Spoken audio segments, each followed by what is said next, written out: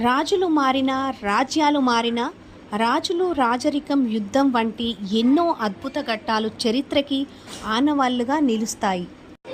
మన చరిత్రని ఒక్కసారిగా కళ్ళ ముందు గుర్తు తెచ్చుకుంటే ఒళ్ళు గగ్గురు పుడుస్తుంది. ఆనాటి చరిత్ర ఈనాటికి ఒక అద్భుతమైన ఘట్టంగా నిలుస్తుంది. ఫ్రెండ్స్, మనం ఇప్పుడు చూస్తున్నది వరంగల్ పోర్టు. ఇది రాతిగుట్ట ఎంట్రన్స్ అండి. అప్పట్లోనే కాకతీయులు 7 కోటలు నిర్మించారండి. 7 కోటలు దాటుకొని ఎవరైనా సరే రాజ్యంలోకి అడుగు పెట్టాల్సిందే.